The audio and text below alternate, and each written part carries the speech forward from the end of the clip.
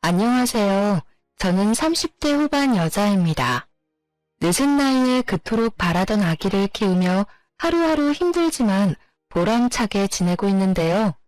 그래도 육아가 워낙 힘든지라 이곳에서 매일 사연을 들으며 스트레스를 풀고 있어 늘 감사한 마음을 가지고 있답니다.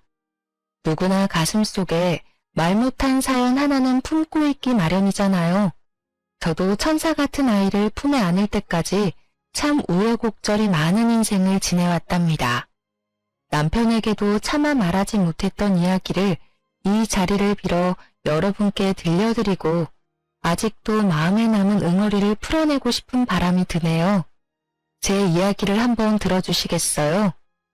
저는 몇 년 전에 아주 어릴 때부터 살던 고향을 떠나 근처 대도시에서 새로운 삶을 시작하게 되었답니다. 이곳에 오기 전까진 흔히 농촌에서 볼 수 있는 주택에서만 쭉 살아왔는데요. 지금은 남편과 돌이 막 지난 아기와 아파트에서 사는데 정말 편리하고 좋은 것 같아요. 좀 더 일찍 용기를 내서 큰 도시로 와서 살 걸 후회를 할 정도랍니다. 아파트 주변에 웬만한 편의시설이나 프랜차이즈도 다 있으니까 아기와 돌아다니기도 좋아서 매일 산책을 하고 있어요. 그날도 오랜만에 남편이 쉬는 날이라 같이 동네에 나가서 외식도 하고 기분 좋게 집으로 걸어오고 있는 참이었죠. 저 멀리서 땅콩빵을 구워 파는 노점이 보이는데 순간 너무 반갑더라고요. 요즘에 붕어빵도 진짜 찾기 쉽지 않은데 제가 평소에 제일 좋아하던 땅콩빵이라니 신이 나서 남편을 이끌고 사 먹으러 갔어요. 머리와 수염이 덥수룩한 아저씨가 만드시고 있었는데 행색이 너무 초라해서 먹어야 되나 위생 걱정에 순간 고민이 살짝 되더라고요. 아저씨, 땅콩빵 3,000원어치 주세요. 그때 고개를 푹 숙이고 있던 아저씨가 저를 보는데 저는 심장이 오그라들 만큼 너무 놀라고 말았답니다. 바로 제 전남편이었기 때문이죠. 당신이 여기를 어떻게, 정말 당신 맞지? 저는 너무 당황해서 뒷걸음을 쳐서 멀뚱하게 서 있던 남편의 소매를 끌고 이 자리를 벗어나려고 했어요. 그런데 갑자기 전남편이 제 앞에 무릎을 꿇고는 제 발목을 팍 잡는 게 아니겠어요? 정남편은 유모차에 앉아있는 아기와 지금의 남편을 번갈아 바라보며 눈물을 글썽거리더라고요. 저 아이가 정말 당신 아기인 거야? 당신이 이렇게 사는 줄 몰랐네. 여보, 늦었지만 날 용서해 줄 순 없을까? 누가 당신이고 여보예요? 진짜 미친 사람이네. 여보, 얼른 가자. 몇 년 만에 전남편을 만나니 그때의 악몽이 머릿속을 어지럽게 스쳐가면서 심장까지 빠르게 뛰더라고요. 그날은 어떻게 집에 왔는지 기억이 나지 않을 정도로 정신이 없었답니다. 도대체 저에게 어떤 일이 있었는데 이렇게 남편에게 학을 떼는지 궁금하실 것 같아요. 그럼 본격적으로 이야기를 펼쳐가 볼게요. 남편과 저는 계속 같은 동네에서 살았기 때문에 어릴 때부터 대충 아는 사이였어요. 초등학교부터 고등학교 때까지 학교가 하나뿐이라 계속 얽힐 수밖에 없었죠. 그러다 고3 때 짝이 된 후로 급격하게 친하게 지내게 되었죠. 남편의 부모님은 계속 농사를 지으셔서 남편도 대학에 갈 생각은 전혀 없고 졸업하고 바로 농사를 지을 거라고 하더라고요. 저는 어떻게든 다른 도시로 가보려고 수능 준비를 열심히 해봤지만 결국 지망했던 학교에 모두 떨어지고 말았어요. 사실 어릴 때부터 공부엔 별로 취미가 없어서 재수할 생각은 하지 않았고 읍내에 있는 약국 보조로 취직을 하게 되었답니다. 둘 다 대학에 안 가게 되니 더 자주 만나게 되더라고요. 대부분의 친구들은 큰 도시로 나가서 대학 생활을 시작했거든요. 남편은 읍내에 나올 때마다 제가 일하는 약국에 들러서 먹을 걸 사서 건네주기도 하고 퇴근할 시간에 맞춰 데리러 오기도 했죠. 그렇게 자연스럽게 데이트를 하고 3년 동안 연애를 하게 되었죠. 일찍 결혼해서 안정적으로 가정을 꾸리고 싶다는 남편의 설득에 휘말려 들어서 20대 초반의 나이에 결혼까지 하게 되었답니다. 이미 양쪽 부모님도 동네 이웃이라서 딱히 반대도 없었고 집안 수준도 비슷비슷해서 결혼식도 수준에 맞춰 평범하게 끝냈죠. 근데 결혼식 끝내자마자 시부모님이 이렇게 말씀을 하시는 거예요. 지금 사는 집에 민식이 방에서 신혼살림 시작해라. 따로 집 얻을 필요가 뭐 있냐. 민식이는 여기서 농사일하는데 읍내에 살 수도 없는 노릇이고. 여지껏 아무 말 없으셔서 전 당연히 나가 사는 줄 알았는데요. 집 얻어줄 거였으면 결혼식 전에 다 정했겠지. 어려서 그런가 맹해서 그런가 뭘 아는 게 없네. 그렇게 알고 니네 부모님한테도 그렇게 전해라. 혼수해올 필요도 없다. 저는 작은 원룸에서 시작해도 둘이서 알콩달콩 지내는 신혼생활을 하고 싶었는데 너무 황당스럽더라고요. 그렇지 않아도 남편에게 집은 언제 알아볼 거냐고 계속 물어봤었거든요. 그때마다 남편은 기다리라고만 하고 피하는 눈치가 있긴 했는데 사실 저를 시댁으로 불러들일 생각을 하고 있었던 것 아니겠어요?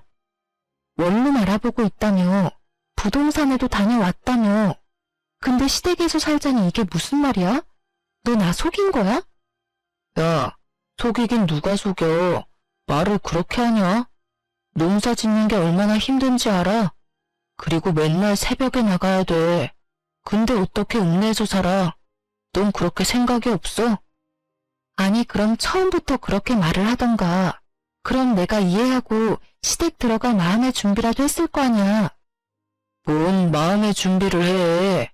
어차피 니네 집에서 바로 지척으로 옮겨와서 사는 건데. 친정도 가깝고 얼마나 좋냐? 넌 복 터진 줄이나 알아. 어떻게든 둘러대는 남편을 보자니 속은 것 같고 너무 답답했지만 결혼을 물을 수도 없으니 어쩔 수 없이 시댁에 들어가 살기로 했죠. 친정 부모님도 남편이 농사를 지어야 한다고 시부모가 이미 말을 해놨는지 그냥 들어가 살라고 말을 하셨답니다. 시골은 도시랑은 분위기가 많이 다르긴 하잖아요. 어른들 말을 더욱 따라야 하고 생각 없이 그냥 해야 되는 관습도 많고요. 심지어 남편에겐 2살 어린 남동생도 있었는데 남동생 방이 바로 옆방이더라고요. 민망하고 불편했지만 이젠 가족이라는 생각을 하며 시댁 생활에 적응하려고 노력했답니다. 농사를 짓는 집이라 그런지 친정과는 분위기가 많이 다르더라고요. 친정 부모님은 읍내 시장에서 속옷 가게를 하시거든요. 그래서 저는 시골에 살아도 농사일을 한 번도 해보질 않았어요. 친정 부모님은 집 마당에 작은 텃밭조차도 없는데 시댁은 쌀 농사에다 넓은 밭에는 진짜 다양한 채소들을 엄청 심더라고요. 제가 결혼한 첫 해에는 고추 농사를 크게 지었는데 제가 얼마나 호되게 당했는지 지금도 고춧가루라면 쳐다도 보기 싫답니다. 남편은 새벽 6시면 밭에 나가고 저는 8시에 읍내로 출근을 했는데요. 제가 출근하려고 방을 나오면 시모가 못마땅한 눈으로 쳐다보기 일쑤였어요. 지금이 한창 바쁠 땐데 저건 뭐가 중요한지도 모르고 분이나 쳐바르고 나가니 원. 어머니, 저도 나가서 일하는 거예요. 돈 버는 거라고요. 누가 들으면 놀러 가는 줄 알겠네요. 네가 말대꾸를 꼬박꼬박 할 때마다 얼마나 쥐어받고 싶은지 아냐? 네 남편은 새벽부터 나가서 고추 딴다고 허리가 부러진다. 네 남편 힘든 거 알면 1시간이라도 일찍 일어나서 도와라. 어머니, 저도 저녁까지 일하고 오면 얼마나 피곤한데요. 오자마자 저녁까지 차려야 하고요. 아버님이 아침밥 하라고 하셔서 아침밥도 차려야 되고요. 또 말대꾸. 내일부터 1시간이라도 고추 따고 읍내 나가. 알았어? 시모가 저를 노려보고 쏘아대고 방으로 확 들어가 버리는데 진짜 화가 나더라고요. 제가 일한다고 화장하고 번듯하게 옷 입는 게 못마땅한 모양인 듯 했어요. 저도 집에 들어앉아서 일바지 입고 농사를 짓길 바라는 것 같은데 저는 농사일은 진짜 하기 싫었거든요. 거기다가 시부가 며느리한테 아침밥도 못 얻어먹는다고 앓는 소리를 해서 결혼하고 일주일 됐을 때부터 새벽 6시에 일어나서 매일 밥하고 국해서 밥 차렸고요. 시댁은 그동안 밥을 어떻게 먹었던 건지 농사지은 채소로만 먹고 살았는지 식탁에 고기나 생선 올라오는 날이 없더라고요. 그래서 제가 너무 먹고 싶어서 가끔 퇴근하고 고기를 사가곤 했거든요. 그럼 아주 시부모나 남편이나 도련님이나 걸신 들린 것처럼 고기를 먹더라고요. 그래서 종종 사갔더니 이젠 아예 일주일에 3번은 고기 사오라고 그렇게 저를 들볶는 거 있죠. 저는 퇴근해서 저녁밥 차리면 금세 밤 9시 되고 제대로 쉴 시간도 없었는데요. 시모는 제가 농사일을 안 거둔다고 매일 나가 노는 사람 취급을 하니까 너무 짜증이 났답니다. 어찌나 밭에 안 간다고 시모가 눈치를 주는지 결국 다음 날부터 아침 6시에 나가서 남편을 도와 고추를 따고 회사에 출근을 했네요. 해본 적 없던 밭일을 하니 허리가 얼마나 아프고 끊어질 것 같았는지 한 달 넘게 물리치료 받으며 고생을 했답니다. 그날 저녁에도 어김없이 부랴부랴 저녁 식사 준비를 하고 가족들이 다 둘러앉아 먹기 시작했죠. 오늘은 고기 없어요? 어제도 없더니만. 평수, 오늘 돼지고기 좀 사오지. 맨 다 풀밭이네. 그래, 넌 맨날 돈 번다고 읍내 나가서는 고기 한 근을 못 사오니? 네 남편도 밭일하는데 얼마나 힘을 쓰는데. 네, 내일은 사올게요.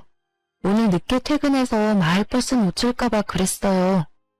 남편한테 듣기론 제가 시집 오기 전까지만 해도 돼지고기도 한 달에 한 번 먹었다던데 이젠 시모며 도련님이며 이틀이 멀다 하고 고기 타령을 해대니 황당하더라고요.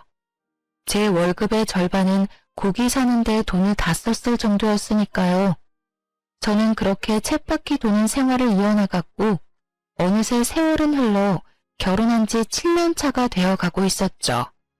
지금도 이때만 생각하면 그 지옥 같던 시간을 어떻게 견뎠나 싶어요. 결혼한 지 1년쯤 지났을 무렵부터 시부는 손주 타령을 하기 시작했죠. 시모도 아들만 둘을 낳아서 시부 집안에서 그걸로 대접을 좀 받은 모양이더라고요. 결혼 2년 차까지는 어떻게 해야 아들을 낳을 수 있다느니 그런 얘기를 엄청 자주 들었는데요. 3년이 지나도 아기가 생기지 않자 시부모는 눈에 띄게 저를 구박하기 시작했답니다. 아침에 일어나자마자 시모가 뭐라고 물어봤는지 아시나요? 오늘은 소식 없냐? 노력은 하고 있는 거 맞아? 도대체 손주는 언제 안겨줄 거야? 나이도 어린데 왜 도대체 애가 안 들어서는 거야? 이 소리를 매일 아침 7년 가까이 들으니 진짜 사람이 미칠 것 같더라고요. 저라는 사람은 없어지고 시댁에서 저는 손주를 낳아야 하는데 하자가 있어 낳아주지 못하는 존재가 되어 있었죠. 시부모 지인의 손주라도 보고 오는 날이면 아주 난리가 날 정도로 저를 못살게 굴었어요. 그 옆편네 며느리는 나이가 39이라더라. 39에도 애를 낳았는데 도대체 넌 무슨 하자가 있길래 애가 안 들어서냐고. 그릇을 바닥에 던지는 건 예사였고 언젠가는 너무 화가 난다면서 제 뒤통수를 때린 적도 있었어요. 그때 시모에게 한마디라도 하며 대들었어야 하는데 그때 저는 너무 위축이 되고 그냥 맞고만 있었네요. 시부모는 친정 부모님도 점점 막대하기 시작했어요. 친정이 지척인데도 저를 친정에 보내주지도 않았고 심지어 명절에도 음식하느라 집에 가보지도 못했답니다. 시모는 우연히 친정엄마를 길에서 보기라도 하면 큰 소리로 막말을 하기도 했다고 해요. 도대체 애를 어떻게 키웠길래 나이가 20대인데 애가 안 생겨? 그럼 한약이라도 지어다가 좀 먹이던가 음식을 좀 해오던가 해야지. 주원 딸한테도 이렇게는 안 하겠네. 이 옆앤내가 뚫린 입이라고 함부로 말을 뱉어? 어떻게 키웠냐니? 금지옥엽 내 딸 데려다가 해보지도 않은 농사를 시키면서 구박이나 하면서 내가 지금 얼마나 참고 있는 줄 알아? 애가 몸이면 마음이 편해야 애도 들어설 거 아니야? 아이고, 누가 들으면 내가 아주 천하의 못된 시험인 줄 알겠네. 옛날 같았으면 벌써 소박당했을 위인을 데리고 사는 것만 해도 고맙다고 할 것이지. 제가 이혼하고 나서야 저에게 말을 해주신 건데 그 당시에는 저에게 해가 될까봐 말도 못하시고 시모의 행패를 다 견뎌오셨던 거죠. 어쩐지 언제인가부터 친정엄마가 임신에 좋다는 한약이며 각종 즙이며 음식을 계속 챙겨주시더라고요. 저는 아무것도 모르고 받아먹기만 했었는데 엄마가 어떤 마음으로 준비를 해주셨을지 지금 생각해도 죄송해서 눈물이 난답니다. 남편은 딱히 말하지는 않았지만 같이 길을 걸어가다가 악이라도 보이면 한참을 뚫어지게 바라보기도 하고 슬그머니 웃음을 짓기도 했어요. 그 모습을 보고 있으면 가슴이 철렁하고 내려앉기 일쑤였답니다. 20대 초반의 어린 나이에 결혼을 했으니 사실 언젠가는 아기가 생길 거라 생각하고 여유롭게 생각했던 것도 있었는데요. 30대가 넘어가니까 점점 초조해지기 시작했어요. 난임에 대해 여러 가지 알아보다가 병원에 가서 제대로 검사를 받아봐야겠다고 생각했죠. 우리 병원에 가서 둘 다 검사 좀 받아보고 시험관 같은 거 해보면 어떨까? 그럼 큰 병원에 가야 되는데 여기서 그 먼 데를 어떻게 다니냐? 그리고 시험관 하면 돈 엄청 드는 거 아니야? 나라에서 지원받을 수도 있어. 내가 알아볼게. 일단 병원 한번 가보자. 지금 한창 바쁠 땐데 거길 어떻게 다니냐? 한번 가고 마는 게 아니고 계속 가야 되잖아. 아, 그리고 뭘 그렇게까지 해. 생기면 생기고 아니면 아닌 거지. 당신은 어머님이 날 얼마나 구박하는지 몰라?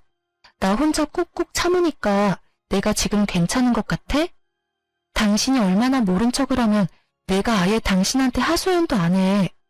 내가 나만 위해서 병원 가보자고 해? 당신도 아기 원하잖아. 길에서 애들만 보면 눈도 못 떼는 거 내가 모르는 것 같아? 내가 임신하냐? 네가 못 갖는 걸 가지고 왜 나한테 난리야? 암튼 지금은 못 가니까 겨울에 좀 한가해지면 가든가 말든가 알아서 해. 남편은 성질을 내며 대화를 끝내버리더라고요. 저는 그 후로도 계속 남편에게 병원에 가자고 얘기해봤지만 남편은 미루기만 할 뿐이었죠. 임신하지 못해서 하루하루 속이 말라 비틀어지는 제 마음은 알아주지도 않고 점점 더 저를 무심하게 대해가더라고요. 친구에서 연인이 되어 오랜 기간을 사귀면서 우리 둘 사이에는 누구도 끼어들지 못할 친밀함이 있다고 늘 생각해 왔었거든요. 서로만 아는 비밀도 많고 공유한 추억도 어마어마하니까요. 하지만 결혼 생활은 정말 현실이었고 어느새 남편은 저와 대화도 피하고 집에선 핸드폰만 들여다보고 잠드는 날이 대부분이었답니다. 남편과 사이도 좋지 않은데 왜 아기를 가지려고 혼자 고군분투하고 있는지 점점 회의감이 들기 시작했죠. 시모의 구박과 늘 못마땅한 눈초리에서 벗어나서 하루라도 이 집을 떠나고 싶다는 마음이 점점 강해져만 갔답니다. 그러던 어느 날 도련님이 대형 사고를 치고 집에 들어왔더군요. 베트남으로 여행을 간다고 하더니 글쎄 거기서 결혼을 해서 신부를 떡하니 데려온 게 아니겠어요. 시부모를 비롯해 저와 남편 모두 너무 놀라서 기절할 뻔했답니다. 야 이놈의 자식아, 결혼이 무슨 애들 장난이야? 벌써 혼인신고까지 했단 말이야? 이를 어쩌면 좋아? 요즘엔 국제결혼이 대세야. 제대로 된 한국 여자가 이 시골로 들어와서 나랑 결혼을 하겠어? 어차피 40 넘어도 못해. 어리고 이쁘고 말도 잘 듣고 얼마나 좋아? 우리 마누라 이제 22살이야. 내가 먼저 손주 안겨드릴게. 손주? 아유, 그러면 되겠네. 어차피 쟤는 글렀으니까 우리 둘째 며느리한테 손주 욕심 좀 부려보자. 자자, 이쪽으로 들어와라. 저는 그렇게 어린 티가 나는 베트남 출신 동서까지 한 집에서 지내며 또 갖은 고생을 더하기 시작했답니다. 마치 제가 막 시집 왔을 때의 모습을 보는 것 같아서 저 나름대로 배려도 하고 최대한 도와주려고 생각을 하고 있었는데요.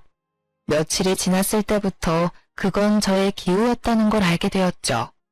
동서는 한국말을 아예 못하는 건 아니고 기본적인 건 말을 할 수가 있었는데 시모에게 어찌나 애교를 부리는지 시모가 솔솔 녹는 게 보일 정도였어요.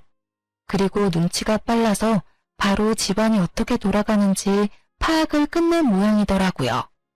제가 아기를 못 가져서 구박을 받는다는 걸 알아보고 시모에게 말끝마다 이렇게 말하더군요. 엄마, 나 이거 못해. 나 졸리다. 건강해야 아기 가진다. 그래. 들어가서 좀 쉬어라. 이건 첫째가 하면 되니까 너는 얼른 손주 안겨줄 생각만 해. 들어가라. 집에 처음 들어왔을 때는 제가 밥을 하고 있으면 옆에서 서성거리며 돕는 신용이라도 했었는데요.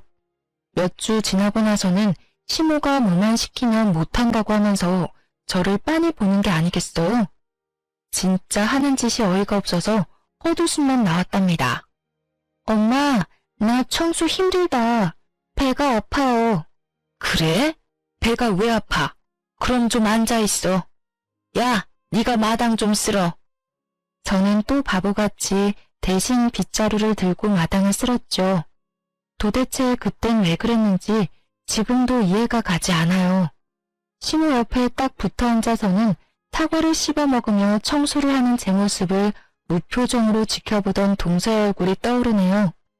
갓 시집온 동서에게까지 이런 푸대접을 받으니 더는 참을 수가 없이 화가 났죠. 저는 남편에게 하소연을 했지만 남편은 듣는 척도 하지 않았어요. 이제 하다하다 22살 동서한테까지 내가 구박을 받아야 돼? 도대체 왜 내가 이 집에서 이러고 살아야 돼? 나 더 이상 못 참아. 우리 나가 살아. 너는 어떻게 어린 재수씨보다 생각하는 게 어리냐? 여기서 나가면 어디서 살게? 돈은 있고? 그래, 그동안 당신이 피해와서 말도 못했는데 도대체 10년 가까이 살면서 어떻게 돈 한 푼 저축을 못해? 맨날 하루 벌어 하루 살아? 시댁에 돈 다 드리고? 농사가 다 그런 거지. 그럼 아버지 땅에서 농사 짓는데 나 혼자 홀랑 다 먹냐? 여기가 내 집인데 가길 어딜 가. 다 네가 애를 못 낳아서 벌어지는 일인데 도대체 나한테 어떻게 하라고? 뭐? 말 다 했어? 애는 나 혼자 낳니? 너도 같이 노력을 해야 할 거 아니야. 술도 좀 줄이고. 웃기고 있네. 내 친구들은 나보다 술을 더 먹는데 다 애가 있는데 그건 어떻게 설명할래? 지가 문제 있는 걸 어디서 화풀이야? 에이씨. 남편이 저한테 말이라도 따뜻하게 해주고 공감해주려고만 했어도 이렇게 가슴이 미어지도록 서운하진 않았을 텐데요. 저는 모든 걸 제 탓으로만 미루는 남편에게 모든 정이 다 떨어져 버렸답니다. 시댁은 남편의 집이지 평생 청소하고 밥하며 살아도 절대 저의 집이 될 수는 없단 것도 확실히 깨닫게 되었어요. 저는 서서히 마음의 문을 닫아갔고 이혼을 절실히 생각하게 되었죠. 몇 달이 흘러 시부의 생일이 다가왔고 시모는 출근하려는 제 팔목을 딱 잡고 말하더라고요. 오늘 아버지 생신인데 뭔 일을 한다고 난리야. 오늘 하루 일 나가지 말고 장보다가 생신상 딱 차려드려. 알았어? 어머니, 그럼 미리 말씀을 하시던가 어떻게 오늘 당장 일을 빠져요. 아니면 저녁에 다들 읍내 나오세요. 오랜만에 갈비 먹으러 가요 그럼. 이게 아주 야가 빠져가지고는 밥하기 싫다고 수 쓰는 거냐? 네가 갈비거리 사다가 직접 재서 만들 생각은 안 하고 내가 약국에 전화하리? 망신 한번 당할래? 충분히 직장에 전화해서 고래고래 소리를 지를 시모의 성격을 알기에 저는 어쩔 수 없이 하루 병가를 내고 생신상을 차려야만 했답니다. 해야 할 게 너무 많아서 동서를 불러서 같이 하자고 옆에 세워뒀는데요. 제가 말하는 걸 못 알아듣는 척하면서 자꾸 딴 척만 하는 거예요. 심지어 제가 시킨 일을 반대로 해놔서 제가 또다시 해야 하니까 손만 더 가고 너무 화가 났답니다. 동서, 씻어서 넣어야 되는데 그냥 넣으면 어떡해.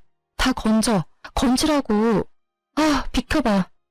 제가 동서를 밀어내고 다시 하고 있는데 옆에서 나지막한 동서의 목소리가 들려왔죠. 저는 들리는 욕짓거리에 제가 잘못 들었나 귀를 의심했답니다. 동서, 지금 나한테 욕한 거야? 내가 지금 잘못 들은 거야? 아, 진짜 피곤하게 하네.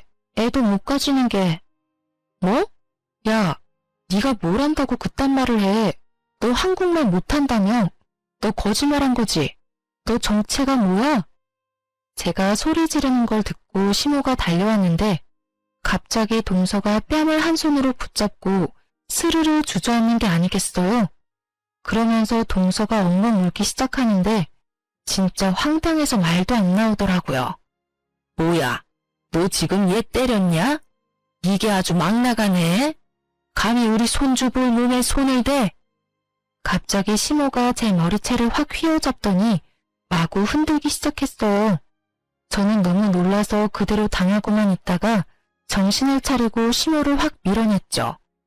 그놈의 손주. 제대로 알지도 못하면서 왜 나한테 이래요? 내가 얘 때린 걸 봤어요. 오히려 얘가 나한테 욕을 했다고요. 다 필요 없고 나는 이만 꺼져줄 테니까 원하는 손주 많이 보세요. 이게 아주 간이 배 밖으로 나왔네. 진작 소박을 놨어야 하는데. 아이고 분통 터져. 어디서 저런 게 굴러 들어와서는. 저는 저에게 악을 쓰는 시모와 그런 저를 뒤에서 비웃으며 보고 있는 동서를 뒤로하고 시댁을 뛰쳐나와 버렸답니다. 그리고 바로 친정으로 갔고 혹시나 남편이 찾아올까봐 큰 도시에 사는 친구 집으로 몸을 피해버렸죠. 참 황당한 건 제가 그렇게 집을 나왔는데 일주일이 지나도 남편에겐 전화 한 통도 안 왔다는 거였어요. 심지어 친정에 찾아오지도 않았죠. 친정 부모님도 분해하시면서 당장 시댁으로 쳐들어가겠다고 하시는 걸 제가 간신히 말릴 정도였어요. 그렇게 일주일이 더 지나고 저는 친구 집에서 나와 친정으로 돌아갔어요. 제가 온 걸 어떻게 알았는지 시모가 친정집으로 찾아왔더라고요. 너 우리 아들한테서 당장 떨어져. 며느리라는 게 집 뛰쳐나가고 누구한테 배운 짓거리야? 이참에 아주 잘 됐어. 우리 며느리가 아주 잘 아는 동생 소개시켜준단다. 우리 아들도 어린 여자 만나서 자식도 낳고 살게 당장 이혼해. 어머니한테 들었던 얘기 중에 가장 반가운 소리네요. 바로 이혼할 테니까 다신 우리 집 근처에 발길도 들이지 말아요. 알았어요? 저는 이미 이혼을 생각하고 있었기에 오히려 이렇게 시모가 헤어지라고 하니 고마운 마음이 들 정도였죠.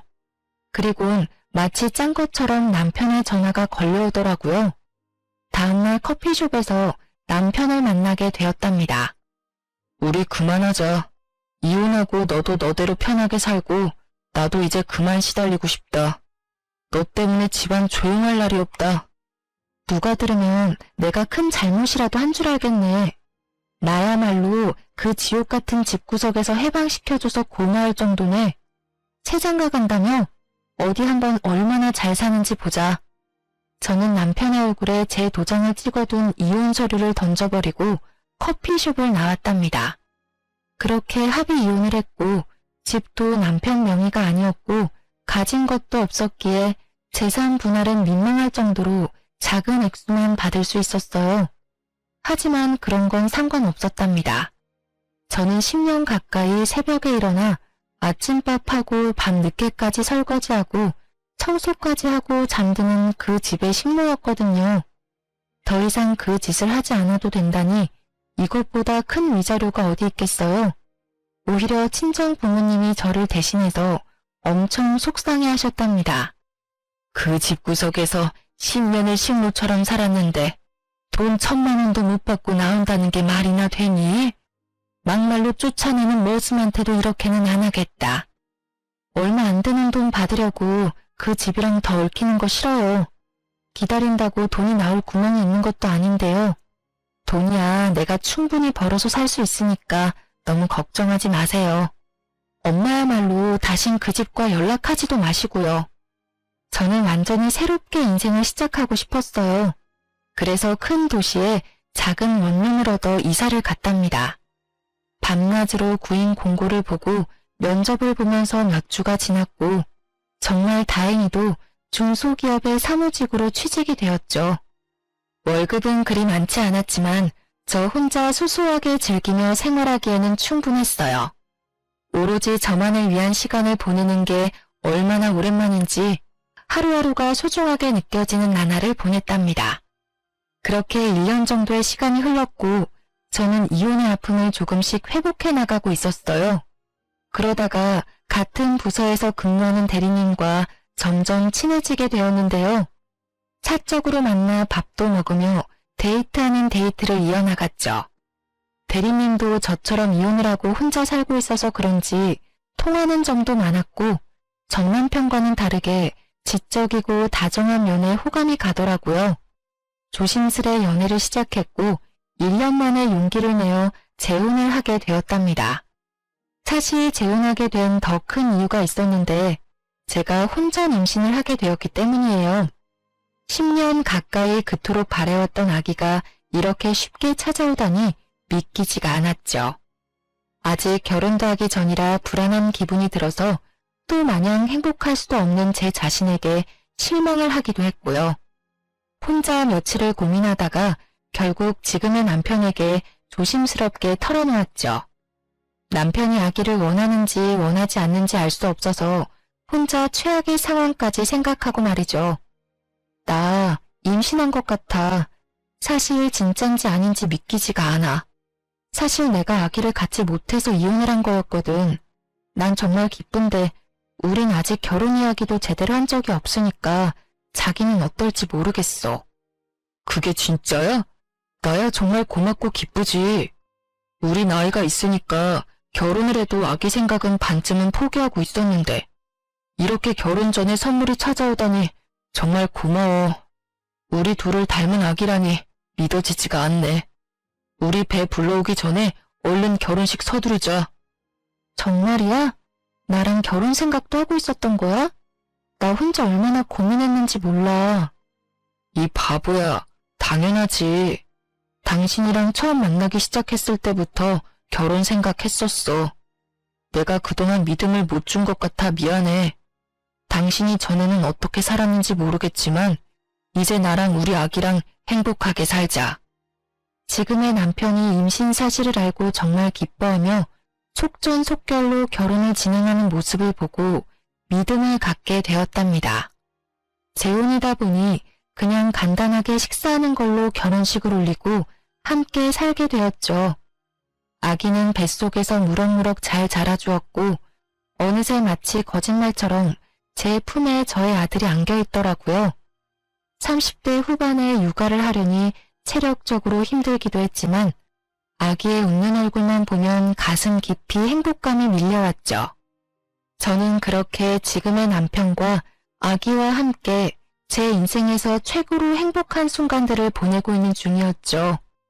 그 땅콩빵을 사러 가기 전까진 전 남편과 전 시댁 생각은 완전히 잊어버리고 있었는데 말이에요.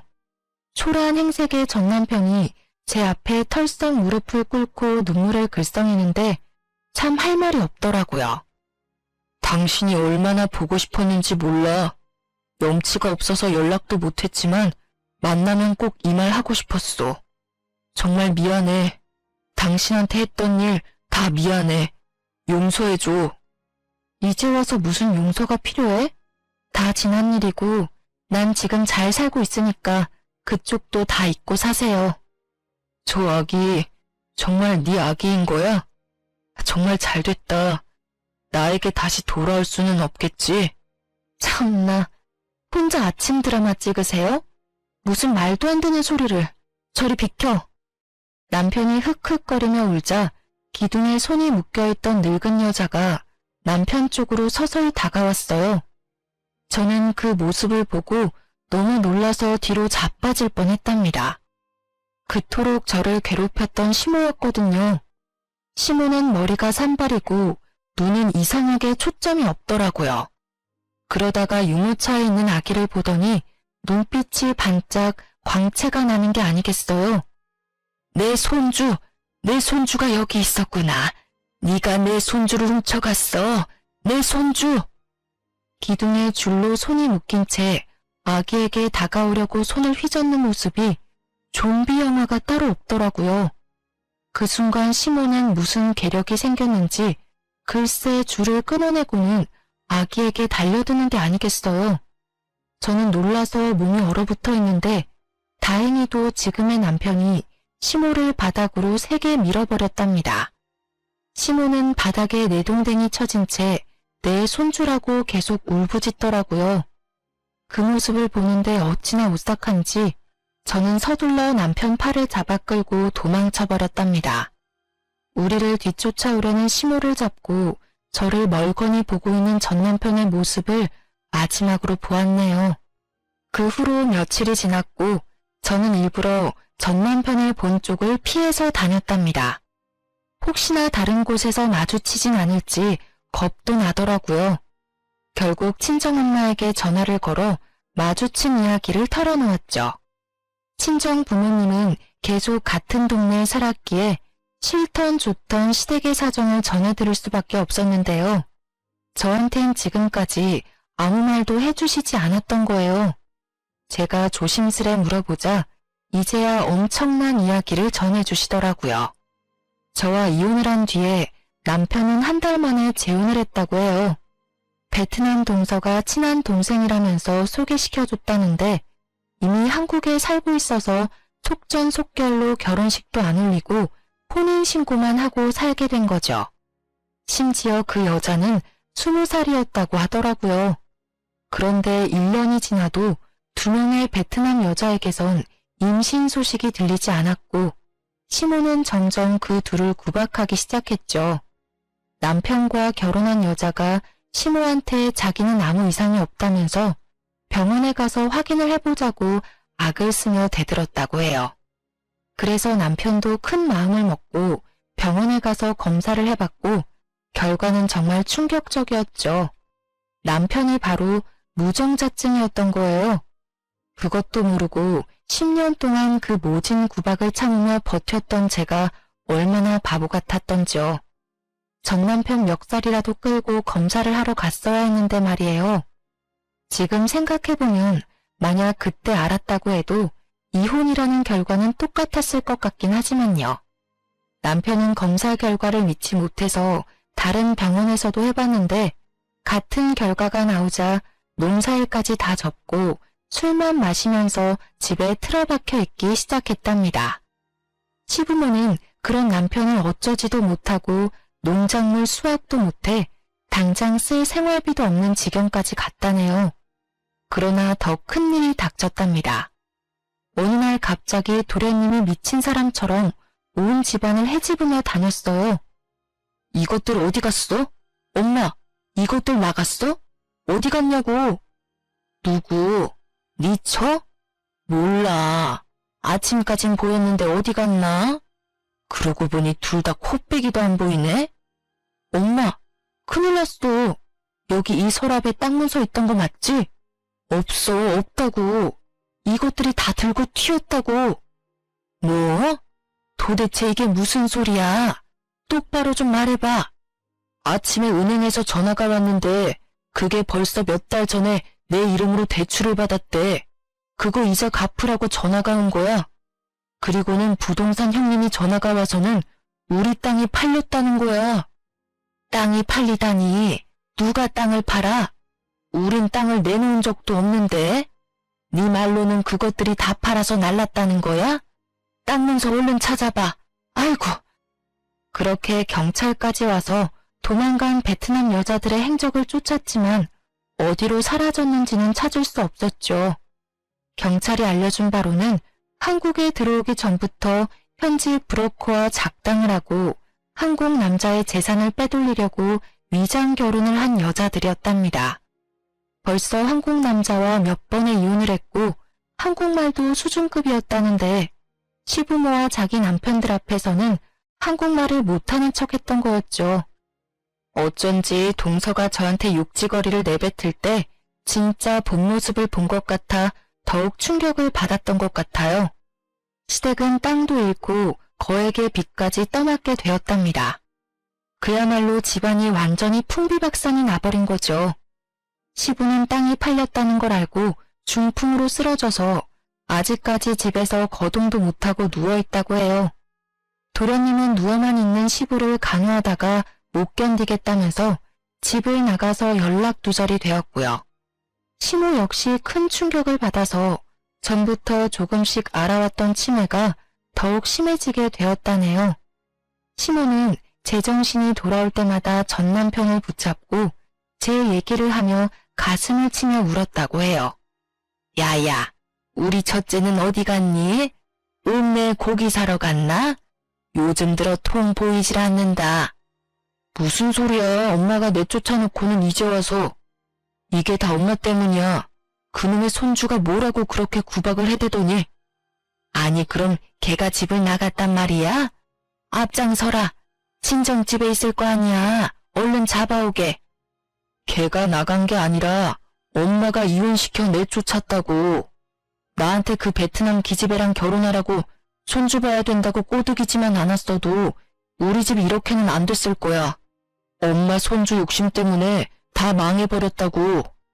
당연히 잘 살길 바라진 않았지만 이 정도로 처참하게 망해있을 줄은 상상도 못했었는데요. 시모가 손주 욕심을 부리다가 벌어진 일이라 자업자득이라고 밖에 할 수 없을 것 같네요. 당장 먹을 쌀도 없는 지경에 이르자 전 남편이 정신을 차려야겠다고 생각을 했나 보더라고요. 친구들에게 돈을 빌려다가 땅콩빵 장사를 시작하게 된 거였고요. 집에는 이미 시부가 누워있고 정신이 나간 시모를 집에 같이 둘 수가 없어서 장사하는 곳마다 어쩔 수 없이 데리고 다녔다는데요. 시모는 치매가 걸렸어도 손주는 포기를 못했는지 길에서 아기만 보면 내 손주라고 악을 쓰며 빼앗아 가려고 했다고 해요.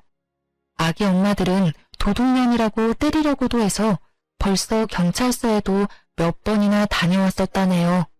그래서 결국 전 남편이 시모가 움직일 수 없도록 묶어두고 장사를 하게 되었던 거죠.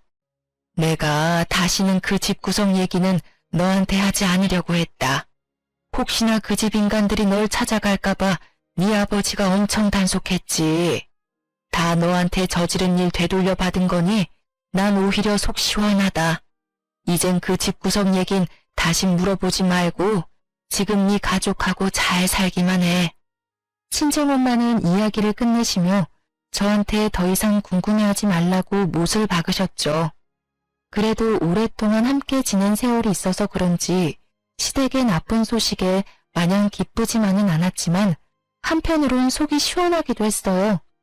이런 마음조차 갖지 않고 아예 잊고 사는 게 최고라는 생각이 들어 계속 저에게 물어보는 지금의 남편에게도 대충만 얘기해주고 말을 아꼈답니다. 저는 그날에 다시는 안 보고 싶었던 시모의 얼굴을 우연히 마주쳐서 너무 놀랐고 우리 아기를 향해 달려들던 모습이 아직도 가끔 머릿속에 떠올라서 꿈에서까지 나오기도 하는데요. 저는 더 이상 그 사람들과 얽히고 싶지도 않고 저에게 고통과 상처를 준 일들이 아직 잊혀지지도 아물지도 않았어요. 전 남편이 저에게 지나간 세월에 대해 용서를 바랬지만 저는 용서도 동정도 하지 않고 그냥 묻어두려고 해요. 그냥 현재의 남편과 아기와의 새로운 삶에 더욱 집중하려고 한답니다. 툭툭 털어버리고 제 행복을 찾아가는 게 가장 현명한 복수라고 생각하거든요. 지금까지 저의 사연을 들으셨는데 어떠셨나요? 물론 저보다 더 기막힌 사연을 가진 분들도 많지만 저의 지나온 세월도 만만치 않다는 생각이 들지 않으시나요? 제 이야기를 들어주셔서 감사하고 여러분도 자신만의 행복을 찾아가는 하루를 보내시길 바라요. 항상 행복하세요.